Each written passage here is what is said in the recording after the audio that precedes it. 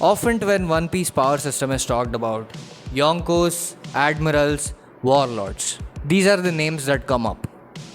But recently, very recently, a group of individuals was introduced into the story called as the Holy Knights.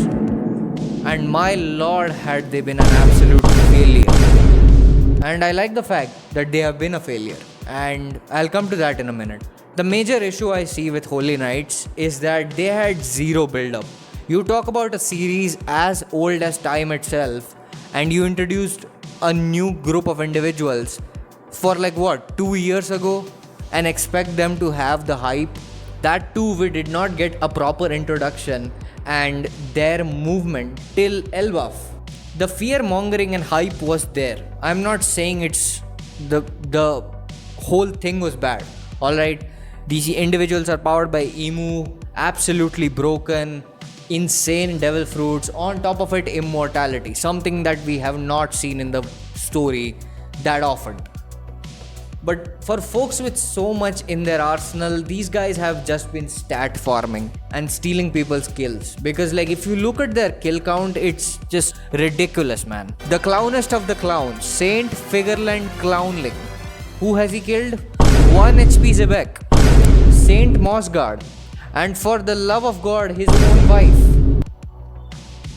Saint Maffy. Now she felt like a really good contender there, alright? She felt like the top 2 in the Holy Knights. But who did she fight? 17-year-old dragon. A freaking kid. And then got one-shotted by Whitebeard's shoulder stretch. Then comes the laughing stock, the punching bag of this verse, Saint Somers. Who did he fight? Old Man Gaban and Nico Robin. Got one-shotted by Loki. We really felt that he's important, so we included him in the God Valley flashback. But there again, got one-shotted by Rayleigh. Like this man just has generational aura debt. Killing him. Now mind you, he's the only, and I say only, Holy Knight, except Shamrock, who had some potential. Alright? Who had a devil fruit insane enough to rival with Luffy. Like just think about it. You can create stuff out of dreams. If done well, he would have handled Elbaf all by himself. But yeah, dog's getting butchered into like 15 different pieces. It just feels weird that a power that can rival Luffy was just given to a random bozo. Gunko, a literal puppet. Okay, what did she fight? A Loki who was chained. Trust me, if he was unchained, these two people would have vanished. Nobody would have even remembered them. She was good, had her moments, but it really felt underwhelming. Shamrock, the potential man. I'm telling you, one of the most interesting characters Oda has drawn after like Egghead. He's Shanks' twin brother. What more do you want in this person? A really cool character, a really cool ability, but then ended up retreating from Elbaf and fighting John One Piece. Like bro literally had an off-screen fight and got underutilized. I don't know why. See, the problem is that they got introduced after Oda utilized one of his strongest assets, that is like sending all 5 Gorosei all together in their Zoan forms to fight Luffy. Now, after facing such a thing, you come back and fight like a demonic version of Gabe Neville. It just doesn't feel good, alright? It's just weird. And it kind of makes sense from the character's perspective because, see, recently when Emu was trying to come to Elbaf, the Gorosei were also hesitant. Like, you should not go there, I'll go instead of you. So it makes sense as to like why all 4 of them went there on Egghead, though Saturn was there. So like they were not forcing Emu to go down, but they could have just sent the Holy Knights instead of themselves. But that didn't work out, I don't know why.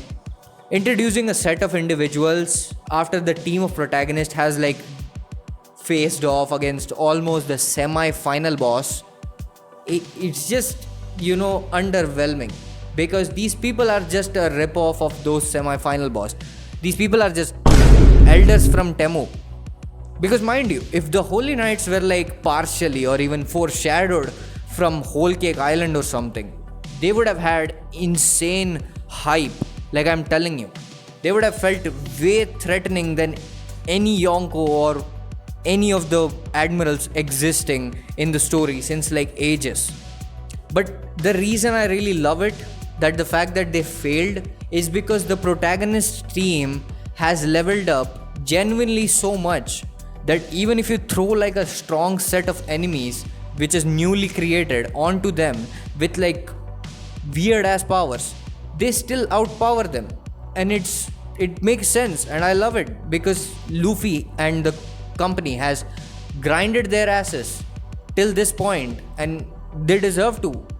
And talking about power scaling, I really wouldn't put them above admirals because these folks are lazy as admirals do put up some work. I feel, this is my personal opinion, I might not be reading my own manga, but I feel personally that the admirals do put up some fight. The Holy Knights are just too much into their head.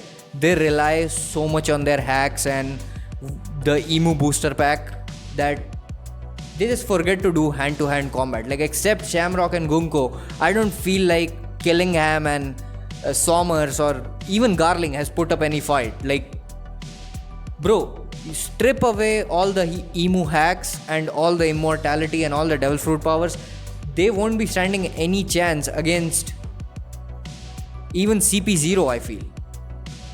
Also, in the latest chapter, we have been showcased something weird, which is like, I don't know, very specific to Somers or just a thing for all the Holy Knights. Their hearts are made out of steel, or like their hearts are mechanical. They're just not like squishy biological hearts. And it kind of makes sense as to like, because Emu has corrupted them, maybe their hearts have turned into like, maybe they have turned heartless, I don't know. But then it just feels artificial. You can just crush it and maybe even end them. Who knows, that might be their weak point. But yeah, anyways, do let me know your opinion on this, and if you're new to this channel, do subscribe, and I'll see you in the next one. Until then, bye bye.